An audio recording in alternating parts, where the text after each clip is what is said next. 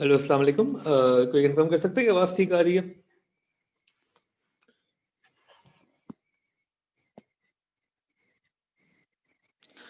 ठीक है, thank you, thank you. अच्छा, हमने लास्ट जो चीज़ की थी वो देख लेते हैं। इम्पोर्टेंट चल रहा है सारा। मैंने कहा था बीएस मैथ्स के जितने भी क्लासेस हैं काफ़ी इम्पोर्टेंट है। और मैं ज़रा उसको खोल देता हूँ यहाँ पे। ओके, हमने मिनिमम पॉइंट और डबल डिफरेंशियल वगैरह सीखा था। और मैंने कहा था कि उसमें आप कुछ होमवर्क कर लें, क्वेश्चन नंबर 1 और 2। मैंने कहा था कि ऑल पार्ट्स कर लें। किसी पार्ट में कोई मसला है क्वेश्चन 1 और 2 के तो मुझे बता दें, विल स्टार्ट विद दैट, वरना विल मूव अहेड। अगर आपने जो क्वेश्चन कल सॉल्व किए हैं, कल मैंने पिछली वो वाली एक्सरसाइज भी दी थी कि मैंने कहा था कि जिसमें इंक्रीजिंग डिक्रीजिंग फंक्शन था, मैंने कहा था 4 पार्ट्स ईच कर लें, बहुत होगा। अगर वो समझ में आ गए और ये क्वेश्चन 1 और 2 के सारे पार्ट्स आ गए तो डन लिख के भेज दें। आंसर सही आ गए सारे तो डन लिख के भेज दें। और अगर किसी भी पार्ट में कोई मसला है तो वो क्वेश्चन का नंबर और पार्ट भेज दें, तो उसको हम देख लेते हैं अभी। ठीक है, ये जरा बता दें।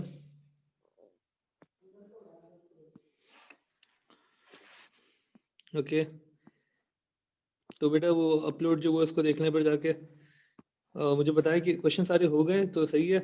किसी पार्ट में कोई मसला है तो मुझे बता दें।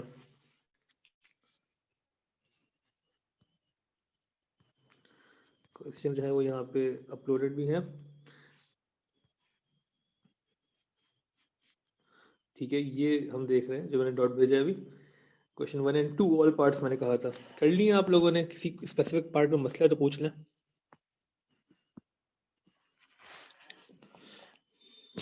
यार, मुझे कॉल कर लिया करें प्लीज, थोड़ा सा व्हाट्सएप पे थोड़ा सा लाइक चलता है आमतौर पे। मैं सिर्फ ग्रुप्स देख रहा होता हूँ अमूमन। अ,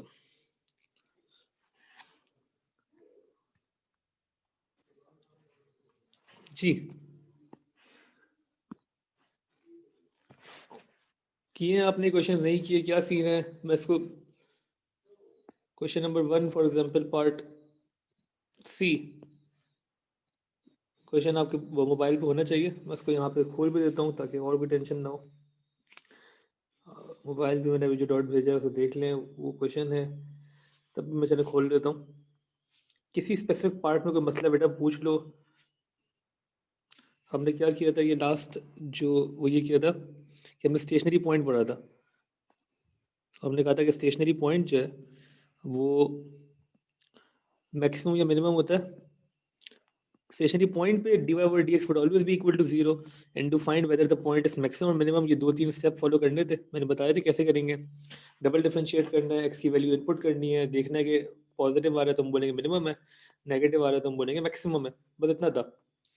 और इसके कुछ पार्ट्स थे होमवर्क में किए हैं आप लोगों ने। क्या सीन है? कोई मसला किसी पार्ट में पूछ लो। 9.9 ना? हाँ, 9.9 ही तो मैं कह रहा हूँ। वेट, इसको खोल लेता हूँ।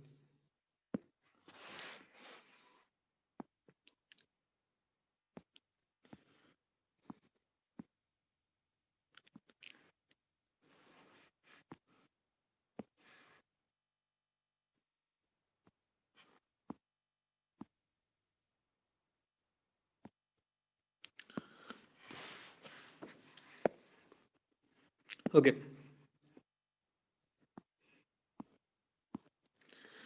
तो ये सवाल है जी।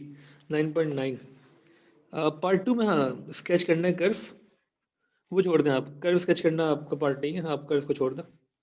आप सिर्फ डिटरमाइन करें जो बोला गया। For each of the following functions आपको तो क्वाड्रेटिक स्केच करना आना चाहिए, क्यूबिक नहीं आना चाहिए। ठीक है, तो for each of the following function the coordinate of the stationary points and determine their nature. और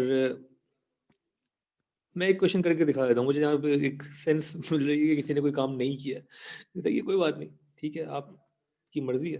कुछ कर तो नहीं सकते, जबरदस्ती तो नहीं करवा सकते हम काम। कुछ कोशिश करें, देखते हैं। मंडे को मिलते हैं, फिर हम आगे बात करेंगे जबरदस्ती के बारे में। लेकिन अभी तो खैर चलो, मैं क्वेश्चन नंबर 1 का एक पार्ट करके दिखा रहा हूँ। मुझे जरा बता दें कैसे करेंगे। 1c लिखा हुआ है, मैंने 1c ही कर लेते हैं। y is equal to 2x square फिर प्लस क्वेश्चन 4x 1 का माइनस पार्ट 3। डी करवा दें सी के बजाय। पार्ट डी करवा दें, ठीक है, पार्ट डी कर लेते हैं। क्वेश्चन नंबर 1 पार्ट डी में y is equal to x cube minus 5x square plus 3x plus 1 लिखा हुआ है। x cube minus 5x square plus 3x plus 1 लिखा हुआ। इसको आप डिफरेंशिएट करें, क्योंकि उन्होंने मांगा क्या, मेरे क्वेश्चन पढ़ना, उन्होंने क्या मांगा exactly, for each of the following function find the coordinates of the stationary point के कोऑर्डिनेट बताएं एंड डिटरमाइन देयर नेचर, उनका नेचर बताएं। अच्छा दी बोला पार्ट डी करने, इसमें सब कुछ कंप्लीट हो जाएगा। तो डिफरेंशिएट करते हैं, क्योंकि हमें पता है कि at stationary point turning point होता है, उस वक्त dy over dx जो है वो 0 के बराबर होता है। तो हम जो y अगर इक्वल है x cube minus 5x square plus 3x plus 1 के, तो dy over dx should be equal to, ये तो हम सबको आ गया अब, 3x square minus 10x plus 3, dy over dx को हम इक्वल टू 0 करेंगे, 3x square minus 10x plus 3 is equal to 0। ये इक्वेशन है, इसको हम क्वाड्रेटिक सॉल्व कर सकते हैं। मिल्टन break minus 9x minus x, क्योंकि 9x स्क्वायर आएगा, 3x कॉमन ले, x माइनस 3 माइनस 1 कॉमन ले, x माइनस 3, तो 2 पॉइंट जाएंगे हमारे पास, 3x माइनस 1 और x माइनस 3 के साथ आएंगे। 3x माइनस 1 या तो 0 के बराबर है, या x माइनस 3 0 के बराबर है, तो 2 पॉइंट्स आ गए हमारे पास, x is equal to 1 over 3 and x is equal to 3। ठीक है, उन्होंने बोला क्या था हमसे एग्जैक्टली, उन्होंने कहा था कि find the coordinates of the stationary point. Coordinates बोला मतलब आपको y कोऑर्डिनेट भी देना है, ये तो x कोऑर्डिनेट्स आ गए। y कोऑर्डिनेट कैसे निकालेंगे, जो मेरी इक्वेशन है y की उसमें इनपुट कर देंगे। इनपुट करें, मुझे जरा बताएं क्या आ रही है y की value, when x is equal to 1 over 3 तो y कितना आ रहा है बता दें, और when x is equal to 3 तो y कितना आ रहा है बता दें। जब 1 over 3 तो 40/27 आ रहा है सर। 40/27, ठीक है, और ये और जब 3 है तो -8 आ रहा है सर। -8 आ रहा है, सही है। तो हमारे जो दो स्टेशनरी पॉइंट के कोऑर्डिनेट्स हो गए वो हो गए 3, -8 -8 आ रहे हैं ना, यस सर। And 1 over 3 40/27। ठीक है, अब हमें करना क्या है बेसिकली, हमें आधा काम तो कर लिया हमने। क्या कहा था उन्होंने कहा था कि find for each of the following the coordinates of the stationary point and determine their nature. सही है, नेचर चाहिए। अब नेचर का मतलब क्या होता है, फिर से याद दिला दूं आपको जो लोग पहली बार देख रहे हैं। नेचर दो ही तरीके का हमारे लिए, ये अच्छा बुरा नेचर नहीं है, ये सिर्फ मैक्सिमम का नेचर है या मिनिमम नेचर है। हमने कहा था कि जो पॉइंट्स होते हैं दे आर आइदर मैक्सिमम और मिनिमम। क्यूबिक फंक्शन है तो मोस्ट प्रॉब्ली कोई वेव बन रही होगी। अब क्यूबिक में वेव्स बनती हैं तो एक मैक्सिमम पॉइंट होगा इसका और एक मिनिमम पॉइंट होगा। तो पूछ रहे भाई मैक्सिमम पॉइंट का कोऑर्डिनेट कौन सा, मिनिमम पॉइंट का कोऑर्डिनेट कौन सा है। ठीक है, तो वो हम देख लेते हैं। उसके लिए हमें प्रूफ करने का तरीका क्या है कि आप, अच्छा x से करेंगे, जब x इज इक्वल टू 3 है, या उसको भी छोड़ें, पहला काम आप क्या करेंगे कि आप डबल डिफरेंशिएट करेंगे। हमने ये लिखा था ना जो स्टेप्स लिखे थे, पहला स्टेप ये था कि डबल डिफरेंशिएट, और डबल डिफरेंशिएट को हम लिखते हैं d square y upon d x square या f double dash of x. ठीक है, तो d y over d x हमारे पास है, वो है कितना, वो ये था 3x square minus 10x plus 3। Double differentiate कर देते हैं जी, डबल डिफरेंशियल कितना आएगा, d square y upon d x square, वो हो जाएगा 6x माइनस 10, बिल्कुल ठीक है। अब आपने क्या करना है, लास्टली डबल डिफरेंशियल की वैल्यू जो आ गई है, स्टेप देखिए मैंने क्या लिखा था, double differentiate input the x coordinate of the stationary point. X coordinate of the stationary point को इनपुट करें, तो एक्स आपके पास इक्वल है 3 के, फॉर एग्जांपल आपके पास x जो है वो इक्वल है 3 के। जब x 3 है तो डबल डिफरेंशियल की जो वैल्यू है वो हो जाएगी 6 इंटू 3 माइनस 10। अच्छा, आपको एग्जैक्ट वैल्यू भी नहीं चाहिए, पता है, वो तो 18 माइनस 10 8 आएगा, लेकिन हमें वो एग्जैक्ट वैल्यू भी नहीं चाहिए। हम उसके आगे सिर्फ ये लिख देना, ये पॉजिटिव है, तो हेंस 3 कॉमा जो पॉइंट है 3 comma minus 8 is a minimum point. ठीक है, सिर्फ पॉजिटिव है, हमें एग्जैक्ट वैल्यू नहीं चाहिए, हमें सिर्फ ये देखना है कि पॉजिटिव है या नेगेटिव है। तो ये पॉजिटिव है तो हमने कहा ठीक है। अब 8 भी लिख सकते थे, कोई मसला नहीं था। सिमिलरली जब x इज इक्वल टू 1/3 है, तब डबल डिफरेंशियल की जो वैल्यू है 6 इंटू 1/3 वो 2 आ जाएगा, 2 - 10 नेगेटिव आंसर आएगा। तो हमें पता है कि हेंस जो दूसरा पॉइंट है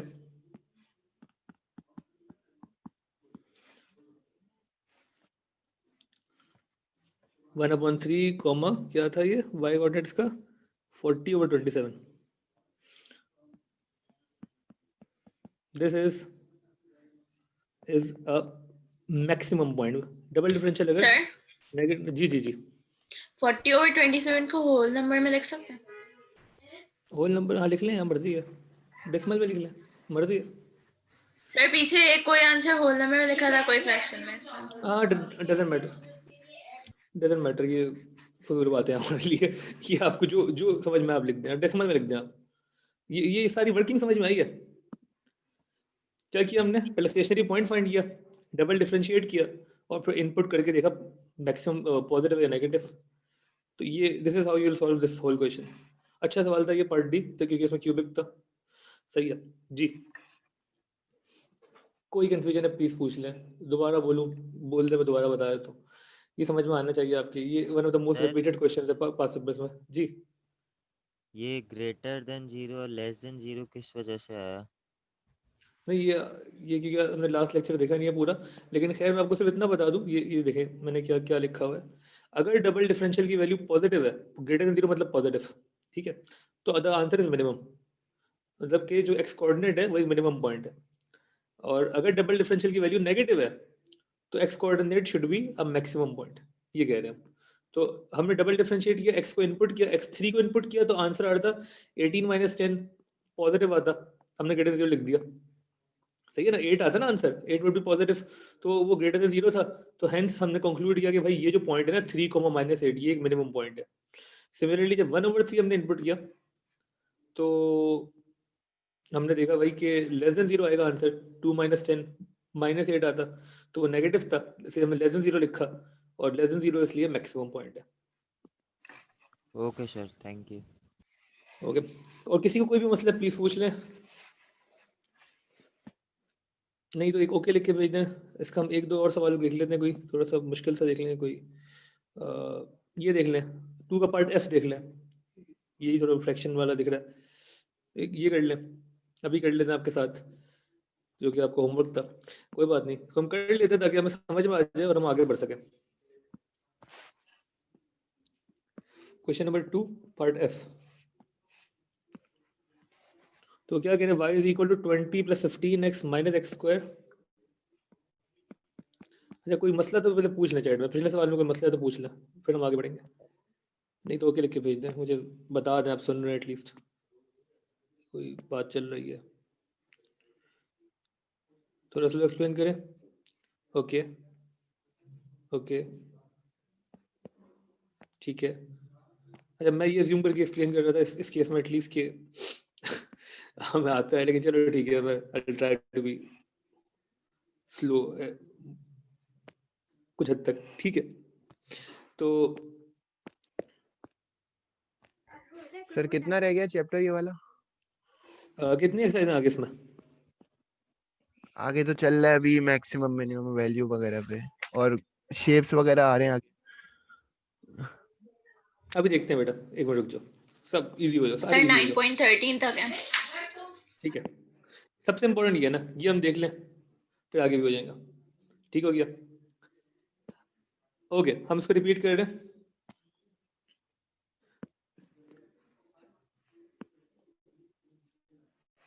क्वेश्चन नंबर 2 का पार्ट एफ हम एक और करेंगे, इसके बाद हमें मिनिमम मैक्सिमम होपफुली समझ में आ जाएगा। y is equal 20 + 15x - x², 20 + 15x - x²,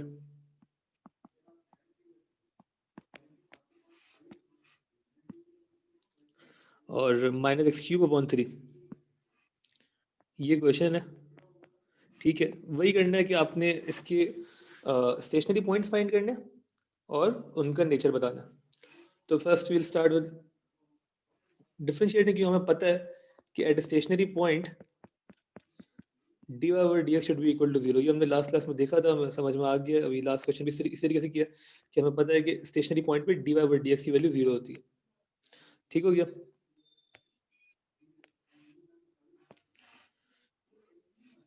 differentiate करेंगे। अच्छा, अब मैं जिससे पूछूंगा वो बताएगा। जरा सा मुझे अटेंशन चाहिए आप लोगों की, क्योंकि इसके बाद हम आगे बढ़ रहे हैं। एक दो वर्ड प्रॉब्लम्स देखेंगे, फिर will move on to the next topic. जी, अरीब आवाज आ रही है मेरी? अरीब उमर? जी सर आ रही है। ठीक है, मुझे मुझे बताएं इसको डिफरेंशिएट कैसे करेंगे।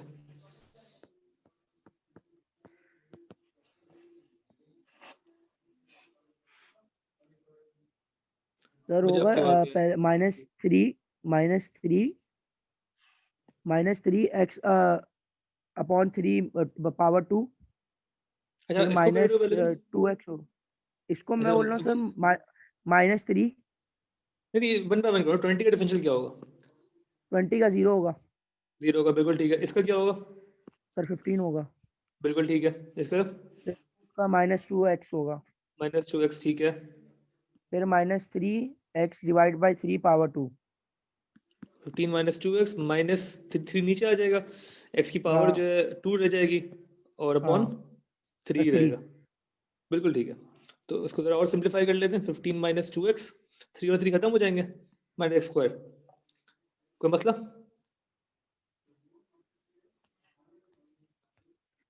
ठीक है, तो हम ये कह सकते हैं कि ये इक्वल टू 0 है। या बेसिकली अगर आप इन तीनों को वहां ले जाएं तो साइन चेंज हो जाएगा, क्योंकि dy/dx इक्वल टू 0 था।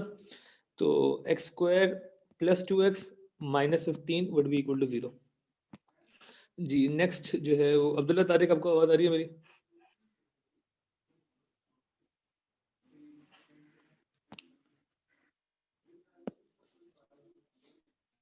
जी अब्दुल्ला, आवाज आ रही है? समझ में आ रहा है सब कुछ?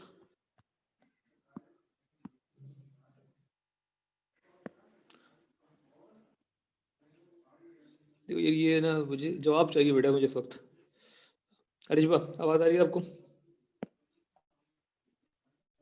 जी सर आ रही है। ओके अरिशबा, नेक्स्ट क्या करेंगे हम?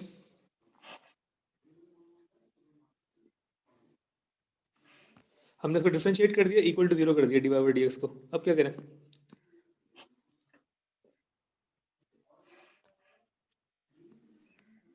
हम इसको नॉर्मल मतलब फैक्टराइजेशन से या फिर क्वाड्रेटिक हाँ फॉर्मूला बिल्कुल ठीक है, बिल्कुल ठीक है, बेहतरीन। क्वाड्रेटिक फॉर्मूला फैक्टराइजेशन सॉल्व करेंगे। x की दो वैल्यूज आएंगी। कोई बता सकता है क्या वैल्यूज आएंगी x की दो? डायरेक्ट क्या वैल्यूज आएंगी? कोई भी बता दे। 3 और -5 है। -5 और 3। तो बिल्कुल ठीक है, बेहतरीन। और कॉरेस्पॉन्डिंग y की वैल्यूज बता दे।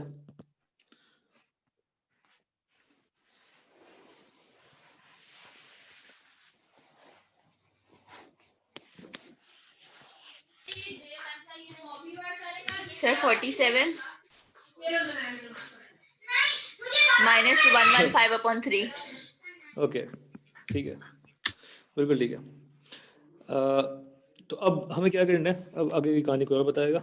एक सेकेंड।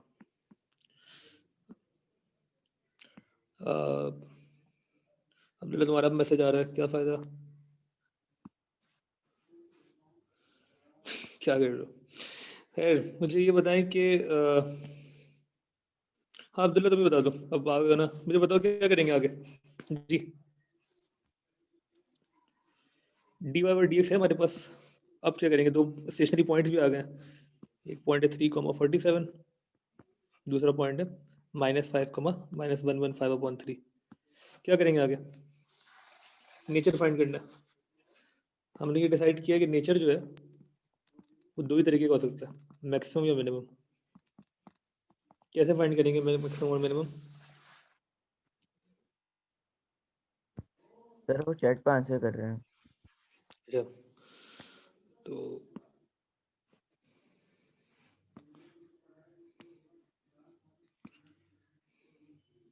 डबल डिफरेंशिएट, बिल्कुल ठीक है, डबल डिफरेंशिएट करते हैं। dy/dx की जो वैल्यू थी हमारे पास वो थी 15 - 2x -x²। इसको डबल डिफरेंशिएट करेंगे। कोई और बताएगा मुझे? वेट करें। हरीम, आवाज आ रही है मेरी? जी हरीम, डबल डिफरेंशिएट कैसे करेंगे?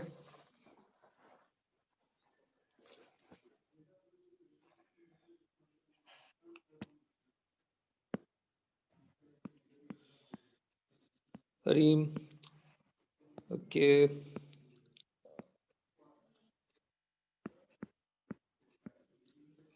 चांदनी आपको आवाज आ रही है मेरी? जी ठीक है, डबल डिफरेंशिएट बता देंगे कैसे करेंगे। -2 और फिर -2 -2x ना? -2x हाँ बिल्कुल ठीक है, बेहतरीन। जी और अब क्या करेंगे फाइनली?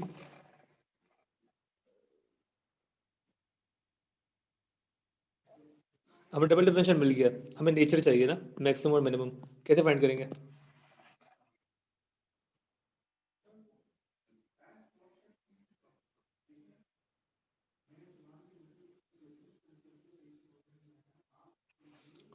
कोई बताना चाहेगा? जाननी नहीं पता ये? सर x की वैल्यू पुट करके। बिल्कुल ठीक है, तो ये पहली वैल्यू तो -8 आ रही है x की। बिल्कुल ठीक है, चलिए देख लें इसको, अगर नहीं समझ में आ रहा तो x ही बिल्कुल ठीक है। Once we have double differentiated the equation, हम क्या करते हैं, जो कोऑर्डिनेट ऑफ स्टेशनरी पॉइंट है वो इनपुट करते हैं। x इज इक्वल टू जब 3 है तो डबल डिफरेंशियल की वैल्यू क्या होनी चाहिए? dy square y upon dx square should be equal to -2 into 3, जो कि कितना आ रहा है? -8 आ रहा है, दिस इज लेस देन 0। तो आप बोलेंगे कि यार the point 3, maximum 47 is the maximum point. बिल्कुल ठीक है, मैक्सिमम। और सिमिलरली अगर आप x इज इक्वल टू, जो दूसरा पॉइंट था -5 ही था ना, वो इनपुट करेंगे तो आपको दिखेगा कि भाई डबल डिफरेंशियल पॉजिटिव 8 आएगा। वैल्यू आ रही है। बिल्कुल ठीक है, -2 into -5, ये पॉजिटिव 8 आएगा, which is greater than 0 obviously। तो दिस कोऑर्डिनेट मिनिमम होता है ना हमेशा, -5 कॉमा -115/3, ये पूरा जो पॉइंट है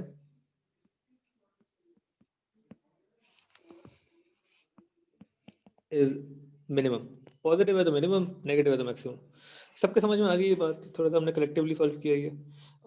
कोई कंफ्यूजन है तो पूछ लें, क्लियर तो ओके लिख के भेज दें। अगर आपको ये सवाल समझ में आ गया और तो आप इसके सारे सवाल कर सकते हैं। स्केचिंग को छोड़ दें, स्केचिंग नहीं करनी है आपने, बाकी आप सारी चीजें कर सकते हैं। सर स्केचिंग कब सिखाएंगे? जितनी जरूरत होगी हम उतनी कर चुके हैं। हमने क्वाड्रेटिक की स्केचिंग हमने प्रॉपर्ली देख ली है, जितनी हमें जरूरत है। उसको आप स्केच कर सकते हैं। क्वाड्रेटिक को स्केच करने का है तो स्केच कर देगा, क्यूबिक को स्केच करने को नहीं आएगा। ठीक हो गया, अब बाकी सारे काम कर लें। हमारे लिए तो अभी इस वक्त सर इम्पोर्टेंट है वो यही है जी। सर क्वेश्चन नंबर 10 थोड़ा सा मुश्किल लग रहा है। ओके चलो क्वेश्चन 10 कर लेते हैं, फिर हम आगे बढ़ेंगे। क्या मुश्किल है इसमें, तुम बताओ सकलेन कैसे करेंगे इसको। ये कह रहे हैं the curve y is equal to ax square plus bx plus c as a minimum when x is equal to 1/2 and passes through the point 2, 0 and 1, -3। आप a b c तीनों की वैल्यू बताएं, कैसे करेंगे बताओ, क्या कर सकते हैं इसमें? मैं लिख लेता हूँ उसको, जब तक सोचो जरा। ये सब सोच ले, कोई भी बता सकता है। सकलेन आप खुद बता तो वो अच्छी हो जाएगा। क्वेश्चन नंबर 10, एक सेकेंड।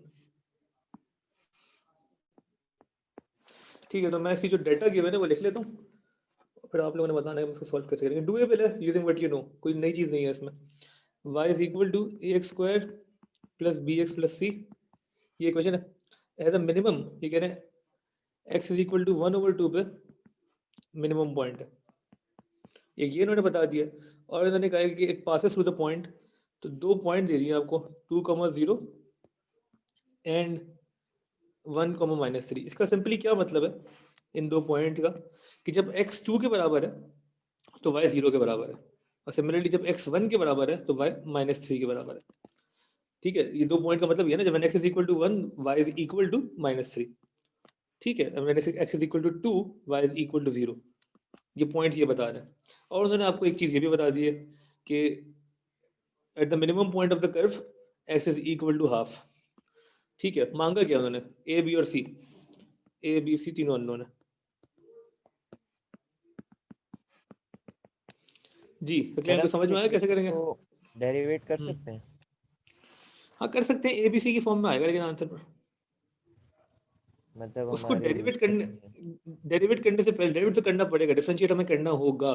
क्यों करना होगा? क्योंकि मिनिमम पॉइंट तक पहुंचने का ये तरीका कि हम डिफरेंशिएट करें, इक्वल टू 0 करें। ठीक है, उसको हम यूज करेंगे। उससे पहले हम एक बड़ा सिंपल काम कर सकते हैं, कोऑर्डिनेट ज्योमेट्री वाला। क्या कर सकते हैं?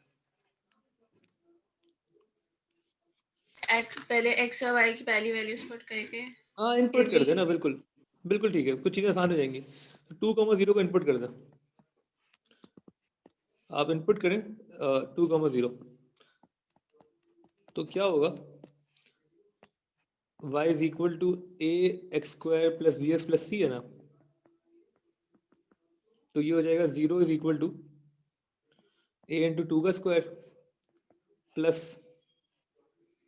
b इंटू 2 प्लस c, तो ये इक्वेशन बन जाएगी कुछ 4a plus 2b plus c is equal to 0। कुछ हद तक इक्वेशन बन गई हमारे पास, ठीक हो गया। अच्छा दूसरा जो पॉइंट है हमारे पास 1,-3, ये भी इनपुट कर सकते हैं 1,-3।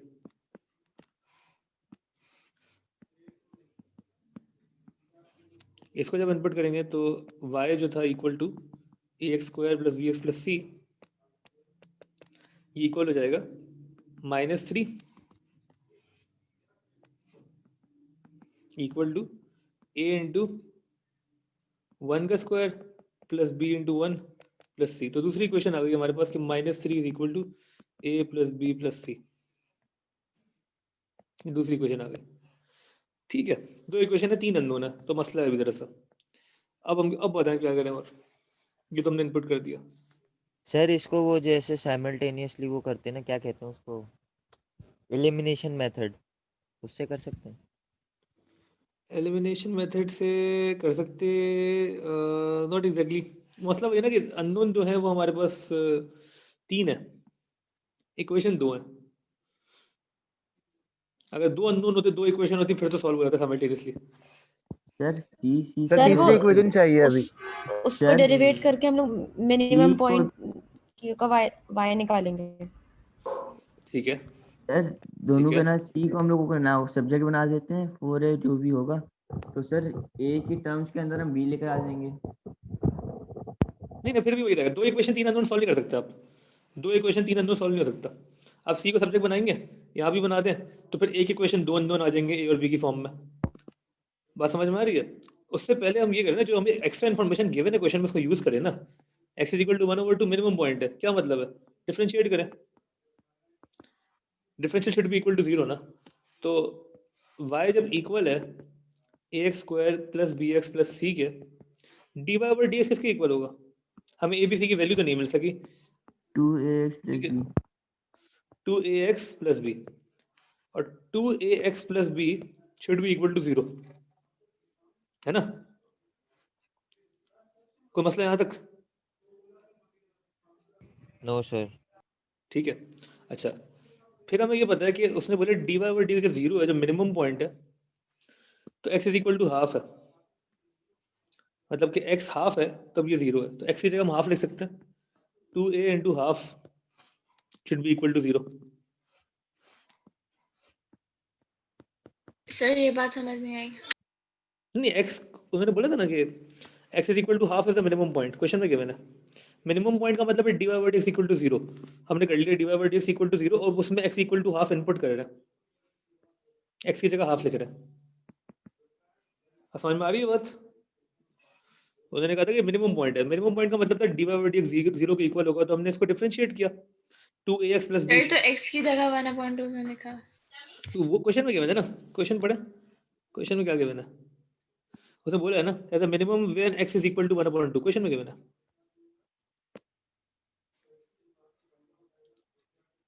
सही ना, मिनिमम पॉइंट पे x is equal to half है ना,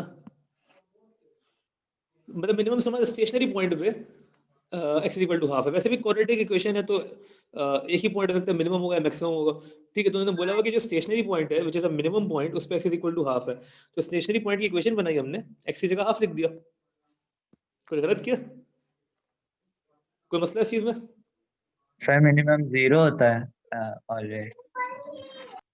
नहीं मिनिमम 0 नहीं होता, स्टेशनरी पॉइंट पे dy/dx की वैल्यू 0 होती है। Stationary point can be a minimum point, can be a maximum point. वो उसने मिनिमम बोले, हमारे लिए मिनिमम इंपॉर्टेंट नहीं, हमारे लिए वो ये पता है कि it is a stationary point. अगर वो मिनिमम की जगह मैक्सिमम भी बोलता तो भी हम एग्जैक्टली यही काम करते जो हम कर रहे हैं। बात समझ में आ रही है? अगर उसने मिनिमम की जगह मैक्सिमम भी बोला होता तो भी हम यही करते कि हम डिफरेंशिएट करते, इक्वल टू 0 कर देते। क्योंकि वो स्टेशनरी पॉइंट है ना, स्टेशनरी पॉइंट पे dy ओवर dx की वैल्यू 0 होती है, इक्वल टू 0 किया और फिर उसने बोल दिया कि at the stationary point x is equal to 1/2, तो हमने 1/2 इनपुट कर दिया बस। यहां तक कोई मसला? ओके, यहां तक कोई कंफ्यूजन है?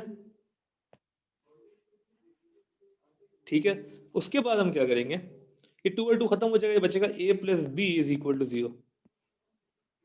फॉलो करें ना, a plus b is equal to 0। कोई मसला यहां तक?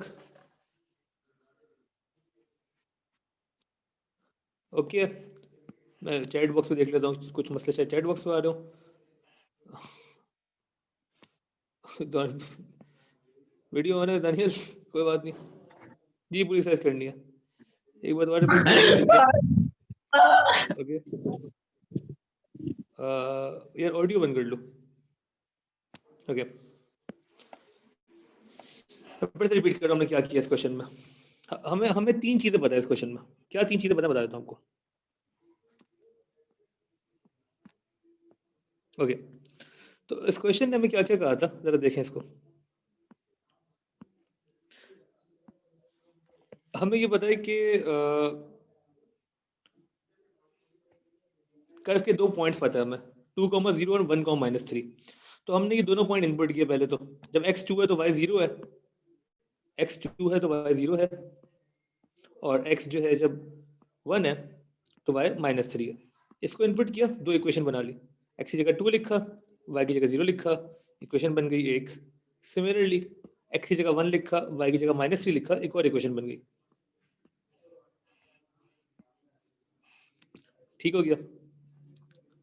अच्छा, उसके बाद हमने क्या किया, तीसरी जो इन्फॉर्मेशन हमें पता थी वो ये पता थी कि उन्होंने बोला हुआ है the curve with the minimum when x is equal to 1/2। देखिए 3 अननोन होंगे ना, तो वो 3 इन्फॉर्मेशन देंगे आपको, 3 सेट्स ऑफ इन्फॉर्मेशन होगी जनरली।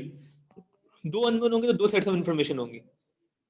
तीसरे उन्होंने क्या बोला कि the curve with the minimum when x is equal to 1/2। तो x की वैल्यू जब 1/2 है, the curve has a stationary value. तो स्टेशनरी का मतलब dy over dx equal to 0 है, चाहे वो मिनिमम हो या मैक्सिमम हो, dy over dx equal to 0 तो होगा। तो हमने डिफरेंशिएट किया ax² plus bx plus c को। जब हमने डिफरेंशिएट किया तो वो बन गया 2ax प्लस b। c तो कांस्टेंट था, वो तो खत्म हो गया, ये आ गई dy over dx की वैल्यू। अब हम कह रहे हैं dy over dx should be equal to 0, तो ये तो एक इक्वेशन बन गई। ठीक है, दूसरा हमने क्या कहा कि x जो है वो, क्योंकि क्वेश्चन में गिवन है कि वो हाफ है, तो हाफ इनपुट कर दिया यहाँ पे, तो ये पूरा बन गया a plus b is equal to 0। कोई मसला है यहाँ तक तो प्लीज पूछ लें, यहाँ तक क्लियर तो ओके लिख के भेज दें, कोई भी कंफ्यूजन है पूछ लें। नो सर, क्लियर है। ओके,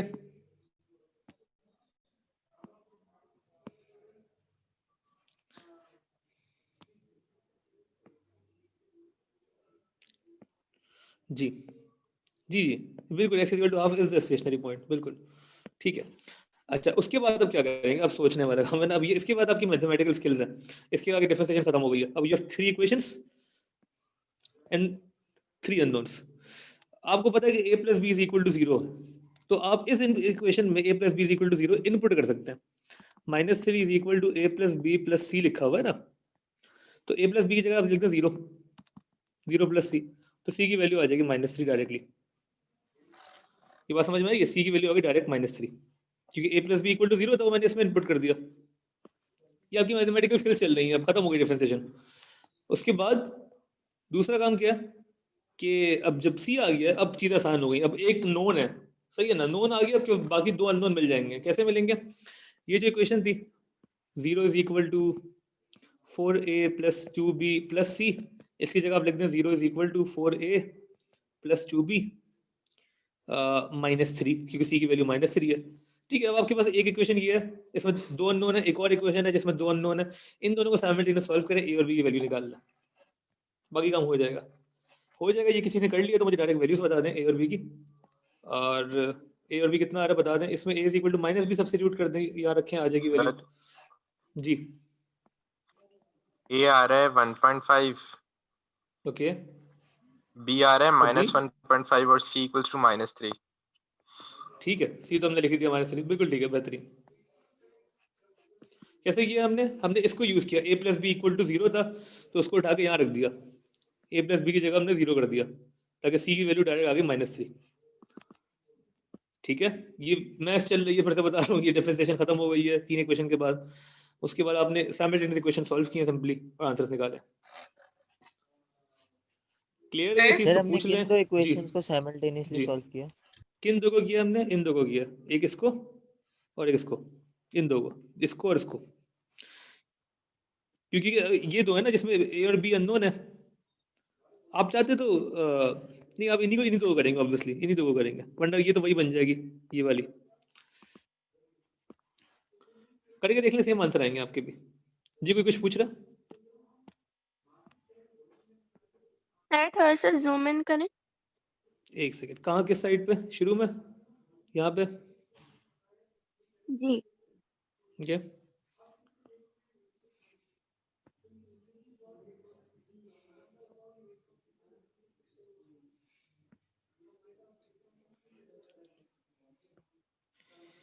जी। बेसिकली हमने जो लेवरेज किया जिस चीज को, इस चीज को किया कि हमें a plus b equal to 0 मिल गया था, तो हमने उठा के रख दिया यहाँ पे, ये इक्वेशन बनी हुई थी, तो ये हो गया -3 plus is equal to a plus b plus c था ना, उसकी जगह हमने लिख दिया -3 is equal to 0 plus c. सही है ना, क्योंकि a प्लस बी पूरा 0 के बराबर था, वो यहाँ पे प्रूव हुआ था।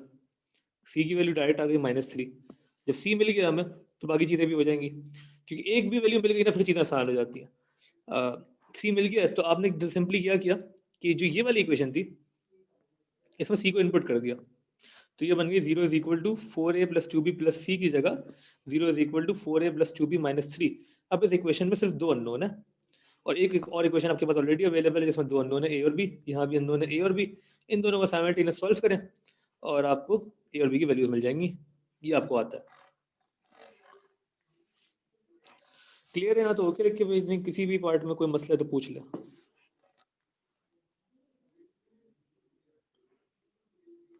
सर ये बी और सी की और वैल्यूज कैसे आई? ओके नहीं, सी की कैसे आई समझ में आई आपको? सी तो सबसे पहले निकाला हमने, ए और बी बाद में निकाला।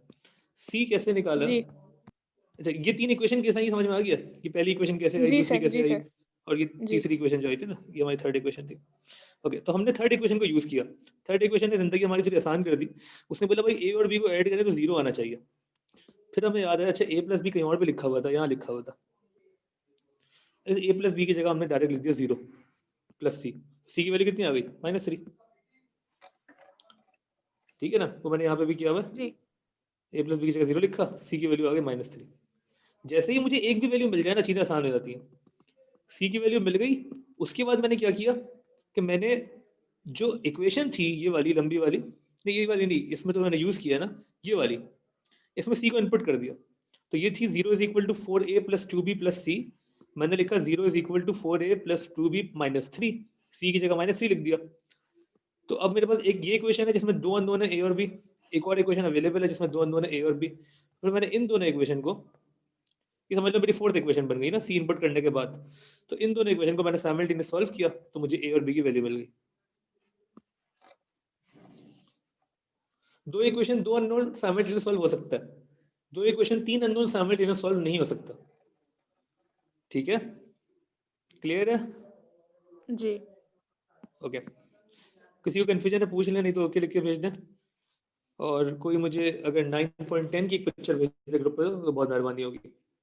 9.9 पूरी एक्सरसाइज होमवर्क है, पूरी एक्सरसाइज होमवर्क है, सारी डुएबल है, सब आप कर सकते हैं। सब में सिर्फ यही है, नेचर, स्टेशनरी पॉइंट वगैरह वगैरह।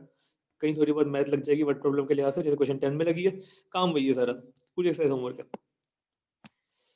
तो मुझे आप 9.10 की पिक्चर भेजना प्लीज। सर ग्राफ तो नहीं बनाना है ना? ग्राफ नहीं बनाने अपना। Okay sir.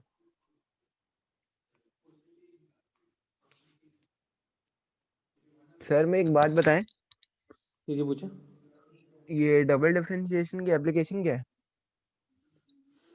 या डबल डिफरेंशिएशन की एप्लीकेशन ये है, देखो बेसिकली, अच्छा जब तक कोई 9.10 की पिक्चर भेजे और अब जो मैं बातें करने लगूँ ये अच्छी बातें सुन लें तो मजा आएगा, नहीं तो मतलब मजा क्या, मतलब आपको समझ में आएगा कि हो क्या रहा है, और नहीं सुने तो कोई बात नहीं। भाई देखिए, डिफरेंशियल जो होता है ना dy ओवर dx, इसका मतलब है change, change in y with respect to change in x. For example शायद आप लोगों ने फिजिक्स में पढ़ा होगा कि अगर मैं डिस्प्लेसमेंट जो होती है आपकी फिजिक्स आगे थोड़ी सी, डिस्प्लेसमेंट को डिफरेंशिएट कर दूं with respect to time, displacement को, या मैं बेसिकली डिस्टेंस को डिफरेंशिएट करूं, तो change in distance over change in time क्या होता है? चेंज इन डिस्टेंस, डिस्प्लेसमेंट का वर्ड कुछ लोगों ने नहीं सुना होगा कॉमर्स में, तो अगर मैं डिस्टेंस को डिवाइड करूं, change in distance divide by change in time को, क्या मिलेगा मुझे?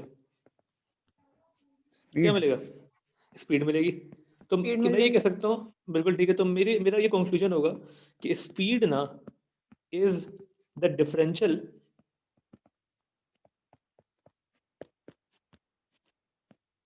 Of distance with respect to time. Speed के डिफरेंशियल है डिस्टेंस का विद रिस्पेक्ट टू टाइम। अब कोई पूछे डबल डिफरेंशियल क्या होगा, तो मतलब मैं इस जो आंसर आया है मेरा उसको दोबारा डिफरेंशिएट कर दूं। तो अगर मैं स्पीड को डिफरेंशिएट करूं, change in speed with respect to change in time, ये क्या होता है? एक्सीलरेशन। एक्सीलरेशन। ये जो एक्सीलरेशन है ये समझ लो डिस्टेंस का डबल डिफरेंशियल एक्सीलरेशन। डिस्टेंस को पहली बार डिफरेंशिएट किया तो स्पीड आई, दोबारा डिफरेंशिएट किया तो एक्सीलरेशन आ गई। तो एक्सीलरेशन को हम ये कह सकते हैं it is the change in speed with respect to time, और speed was change in distance with respect to time. Follow करें ना? एप्लीकेशन नहीं है प्योर मैथमेटिक्स में, एटलीस्ट इसकी कुछ एप्लीकेशन जो है असल में जो हमारा S1 है ना, S1 वो उसको हम ये कह सकते हैं कि वो समझ लो कि अप्लाइड मैथमेटिक्स एक तरीके से। S1 और M1 दोनों अप्लाइड मैथमेटिक्स है।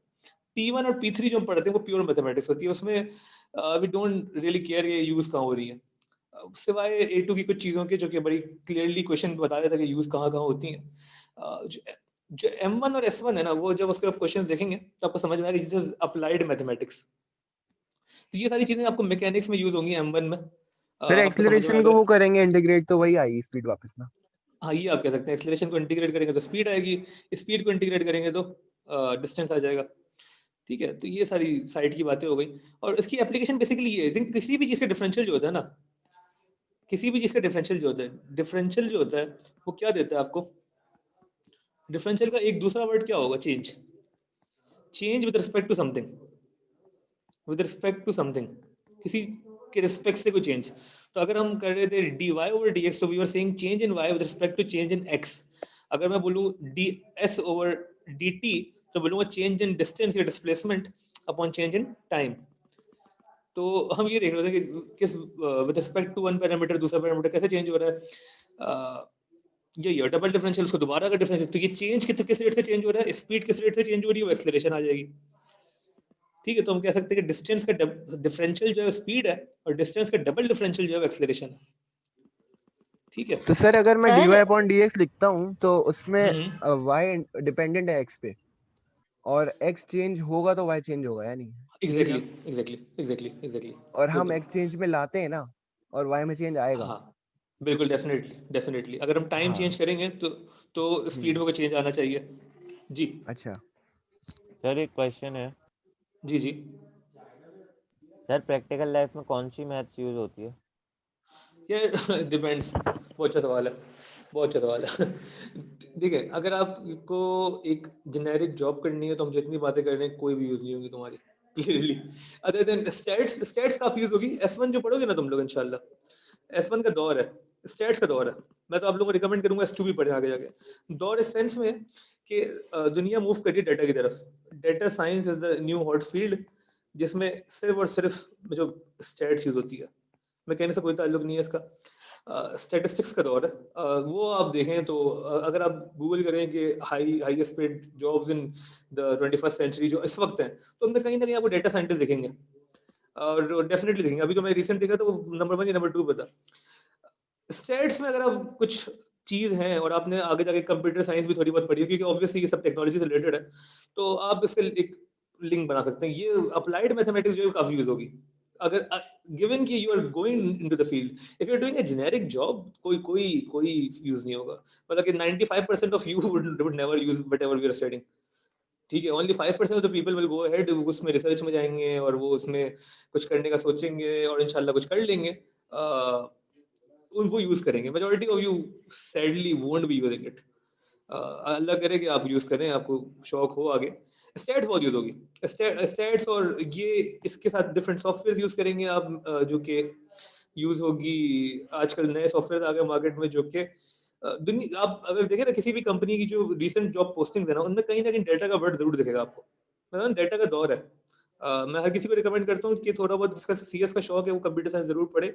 उसका रीजन ये है कि सीएस ही लिंक करता है आपको इवेंचुअली डेटा से, और मैथ्स भी आप कर सकते हैं, मैथ्स में भी आगे कुछ पढ़े तो वो भी ऑब्वियसली डेटा सारा मैथमेटिक्स ही इंक्लूडेड है उसमें। कैलकुलस जो होती है ना, जो हम ये वाली पढ़ रहे हैं, जो हम प्योर मैथ्स पढ़ रहे हैं, this pure mathematics is basically known as calculus, जो कि आपको यूनिवर्सिटीज में दिखेगी। कैलकुलस की भी ये प्री फॉर्म है, ये प्री कैलकुलस है बेसिकली जो हम पढ़ रहे हैं। ये जितनी भी कैलकुलस है ना, इसकी जो एप्लीकेशन है ये फाइनेंस में भी है, इसकी एप्लीकेशन रियल लाइफ में बेशुमार है, लेकिन वो सारी जो एप्लीकेशन है वो सारे सिर्फ वो लोग करेंगे जो कि रिसर्च में जाएंगे। This is basically use in research. Research के अलावा कहीं भी यूज नहीं होगी। पाकिस्तान में रिसर्च की जो लेवल है वो बहुत बुरा है unfortunately. Even our top notch universities do not produce high quality research. हाँ, कुछ जगहों पे होती है कुछ रिसर्च जिसपे कुछ हमें कमेंट मिलता है, लेकिन नॉर्मली हम रिसर्च में बहुत नीचे हैं। रिसर्च से मुराद क्या है, दुनिया जहाँ डिपेंड करती है इस रिसर्च पे। आपकी कैलकुलस यूज होती है आपकी इवन इन फार्मास्यूटिकल इंडस्ट्रीज से लेके आपकी फाइनेंस में, आपकी जो इंजीनियरिंग में, वो तो बेशुमार है। उसमें आप रिसर्च करके you can find new methods and you can develop new methods, और आपने कोई प्रोटोटाइप बना लिया तो you can be a millionaire just by your research. लोगों ने बिलियंस ऑफ बिलियंस बनाए हैं, लोगों ने नहीं, मतलब कंपनीज ने, फर्म्स ने रिसर्च के ऊपर कर करके चीजें बनाई है। उसमें कैलकुलस का बेशुमार इंतहा की हद तक यूज है, ठीक है, लेकिन रिसर्च की फील्ड पाकिस्तान में लिमिटेड है, रिसर्च का स्कोप पाकिस्तान में लिमिटेड है। बाहर जाके अगर आपने कुछ आगे पढ़ना है तो calculus very important. So much so that कि मैं आपको बता रहा हूँ कि इवन आपने अगर इकोनॉमिक्स में कुछ करना है, लोगों को पता नहीं है, उसमें भी बहुत आगे जाके शायद आपका मूड बन जाए इकोनॉमिक्स में कुछ करना है। तो जैसे कि अगर आपने बीएससी करना है in economics from London school of economics, LSE, Lahore वाला नहीं, लंदन वाला, तो वो आपको ये बोलेंगे कि भाई यू शुड हैव, आपको सिर्फ मैथ नहीं, A लेवल में फर्दर मैथ भी चाहिए, मैथ भी नहीं फर्दर मैथ भी पढ़ के आए तो आपको एडमिशन मिलेगा, then you are eligible to apply. सही है। तो क्योंकि वो ऑब्वियसली सारी चीजें रिसर्च पे कर रहे हैं ना, वो आपको बना रहे कोई रिसर्चर और एकेडमिक्स में लेके जा रहे हैं। हाँ, if you just want to get a degree और get a safe job, quote and quote safe job, तो आपको वो बगैर मैथ के आराम से मिल सकती है। अपनी जिंदगी बर्बाद ना करें मैथ पढ़ के, इजी हो जाए, कोई आसान सब्जेक्ट उठा लें, छोड़ दें, कोई जरूरत नहीं है। और कोई आप मिस आउट नहीं करेंगे किसी चीज पे, आप बहुत बेहतर जिंदगी गुजार सकते हैं इसके बगैर भी। सर आप सही है, इतनी लेकिन एडवाइस दे रहे हैं, एक एडवाइस और दे दें। हाँ बोले। सर मेरा माइंड है मैकेनिक्स की तरफ। ओके। सही है, मैकेनिक्स में मुझे कहीं मैथ्स नजर नहीं आती है। हाँ, इसका रीजन ये है कि तुमने अगर मैकेनिक्स की अप्लाइड साइड देखी नहीं है ना। अभी M1 पढ़ोगे ना, A2 में सारी मैथ दिखेगी। M1 का मतलब मैकेनिक्स है, समझ लो, M1 इज मैकेनिक्स ना, A2 में हम पढ़ाते हैं M1 विद P3, तो तुम्हें उसकी मैथमेटिक्स साइड दिख जाएगी मैकेनिक्स की, तो और देन यू मतलब कैन सर चूज अभी कि यार। हाँ हाँ अभी थोड़े से और बाल सफेद करने पड़ेंगे। हाँ, थोड़े से और करने पड़ेंगे definitely, definitely. Okay sir, thank you very much. उसके सर अलावा मैं बातें कह रहा हूँ बड़ी कि अच्छी हो रही अगर है आपको लेकिन कोई कुछ समझ ही नहीं आ रहा। जी, हाँ, क्या समझ नहीं आ रहा? सर कह रहा हूँ बातें बड़ी अच्छी हो रही है लेकिन कुछ समझ में नहीं आ रहा। कुछ समझ में क्यों नहीं आ रहा यार? कुछ समझ में, ये तो मुझे कभी समझ ही नहीं आता कि जुमले का जवाब कुछ समझ में नहीं आ रहा, मैं क्या बोलूँ और कुछ समझ में नहीं आ रहा। कह रहे भाई देखो, मैं सिंपलीफाई करता हूँ चीजों को। अगर आपने सिर्फ पैसे कमाना है, सही है, क्योंकि most of the people want to be rich and इसमें कोई बुराई नहीं, अच्छी बात है, आप पैसे कमाएं, अल्लाह आपको और पैसे दे, कोई जरूरत नहीं मैथ्स पढ़ने की। ठीक है, कोई जरूरत नहीं है। हाँ, अगर आपने रिसर्च में जाना है, आपने ये सब कुछ करना है, you want to go to the top notch universities, आपको एकेडेमिया का शौक है, then obviously you have to take maths. उसके अलावा कोई ताल्लुक नहीं है, कोई रूट ही नहीं है, कोई पॉसिबल रूट नहीं है। पैसे कमाने तो जॉब भी उसके लिए अच्छी चीज नहीं है ना, मैं तो कहूंगा कि उससे बेहतर है जॉब शुरू में कर ले ताकि आपको समझ में आ जाए काम होता किस तरीके से, उसके बाद छोड़ दें, अपना कोई काम साथ साथ शुरू करें। और बिजनेस के बगैर आप पैसे नहीं कमा सकते। If you want to be really rich तो आपको बिजनेस ही करना है, और वरना आप जॉब ही करनी है तो फायदा नहीं, चाहे वो कितनी भी हाई पेइंग जॉब क्यों ना हो। खैर, हम बिल्कुल ही ऑफ टॉपिक हो गए, डिफरेंशिएशन साइड पे हो गया, ये हमने कहाँ से कहाँ चलेगा, ये भी काम नहीं आएगा, कुछ भी काम नहीं आएगा। 9.10 की मुझे पिक्चर भेज दो ताकि हम जरा सा पढ़ लें, 5 मिनट रह गए। और मैं चाह रहा हूँ कि हम कल कोई वो कर लें, एक्स्ट्रा क्लास कर लें। कल आप लोग फ्री हैं? कितने बजे मुझे देखने दो स्केड्यूल अपना। सर हमारी फिजिक्स की और केमिस्ट्री की एक्स्ट्रा क्लासेस होती हैं। अच्छा, मेरे टाइम देखने दो एक सेकंड। टाइम मेरे पास जो कल अवेलेबल है वो क्या है? हाँ, 11 से 12 कल आप लोग अवेलेबल हैं? सर जुम्मे की नमाज के लिए तैयारी करनी होती है। अब जुम भाई इजी हो जाओ, 11 से 12 कह रहा हूँ मैं। तुम्हें काम करना, नहा धो के कपड़े वपड़े पहन के बैठना, 12 बजे जल्दी खत्म हो, मस्जिद चले आना। मुझे ओके बताएं सर। कि 11 से 12 अवेलेबल हैं आप लोग? ठीक है, 11 से 12 चैट पर लिख के बता दें।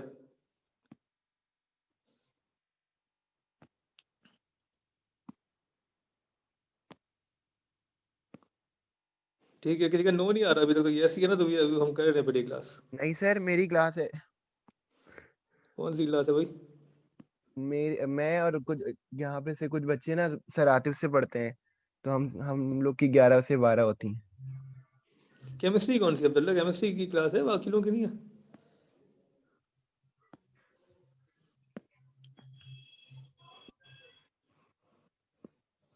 तो क्लास तो हमें करनी है। चलो मैं और टाइम पूछ के बताता हूँ, मैं समय तो पूछ के बता दूंगा जिस वक्त आप सब फ्री हैं। खैर 9.10 की पिक्चर भेज दी थी आप लोगों ने, ये एक सेकेंड। ठीक है, थैंक यू सर अब मेरा। तो क्लास खत्म कर दें, टाइम कितना बचा है? हाँ बिल्कुल सही कह रही हैं आप। खत्म करने से पहले एक काम कर लेते हैं बस लास्ट। ओके, ये सेकंड डेरिवेटिव है ना, 9.10 आपको पूरा आता है, तो मैं होमवर्क लिखना है आप सिर्फ।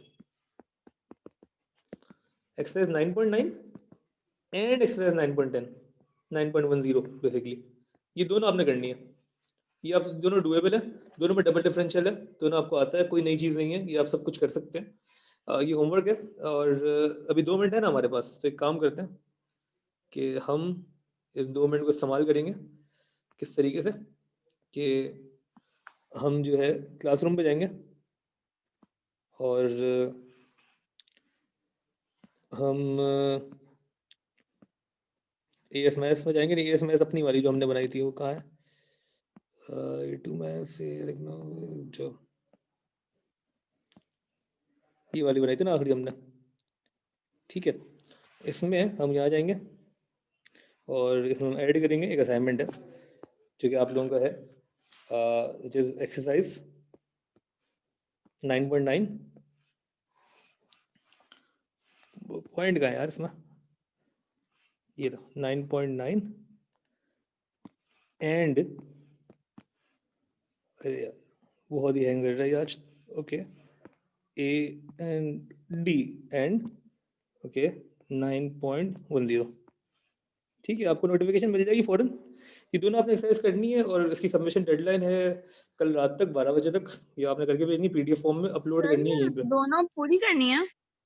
जी जी, पूरी पूरी दोनों पूरी करनी है। सबमिशन डेट तो बढ़ा दें। कल रात तक करनी है बेटा, वरना भूल जाओगे सब कुछ जो पढ़ा है। और मैंने बताया ना अभी हमारा सिलेबस तो हमें थोड़ा स्पीड अप करना है प्रोसेस को, तो आप लोग वापस टेंशन लेना शुरू कर दें। नहीं लेना टेंशन, ना लें टेंशन, लेने से कोई फायदा नहीं होता। लेकिन आप एटलीस्ट ये होमवर्क कर लें सुकून से। बहुत टाइम है, 2 घंटे लगेंगे, बहुत ज़्यादा, 2 घंटे भी ज़्यादा बोल रहा हूँ मैं, 1.5 घंटे में हो जाएगा सब कुछ। सुकून से करें, कोई क्वेरी तो पूछ लेगा डायरेक्टली, आपको मैंने वो भेज दिया। मेरा एक क्वेश्चन है सर P1 कब तक हो जाएगा आपके हिसाब से पूरा? मैं ये यार ये टेंशन वाले सवाल ना पूछो, और आप पूछा जी रिजवा। क्योंकि मेडिकल स्टूडेंट्स के लिए मैथ्स तो जरूरी नहीं होती है। देखिए मेडिकल के लिए, देखिए अगर by medical you mean MBBS, तो पाकिस्तानी केस में mathematics is completely not necessary, zero requirement. हाँ लेकिन ठीक है, लेकिन obviously if you want to go into the research, किसी भी रिसर्च में जाना है, बायो की रिसर्च में जाना है, जैसे कि LUMS offer the program in biology और वो बैचलर्स करवाते हैं उसमें, तो आप उसके लिए मैथमेटिक्स इज इम्पोर्टेंट। क्योंकि वो फिर जो लोग इसमें नहीं जाते MBBS की साइड पे, वो ज्यादा रिसर्च साइड पे जाएंगे कहीं भी। मतलब एक वो बना ले, अगर आपको डालने अगर क्या? एकेडमिकली कुछ करना है तो आप रिसर्च करें, वरना तो आप मैथ्स ले, वरना जरूरत नहीं है, वरना कोई जरूरत नहीं अच्छा है। सर, जिंदगी आसान करें जी। A लेवल मैथ्स में जी काइनेमेटिक्स है क्या? हाँ, M1 में है, M1 में। इस साल नहीं पढ़ेंगे, अब अगले साल पढ़ेंगे।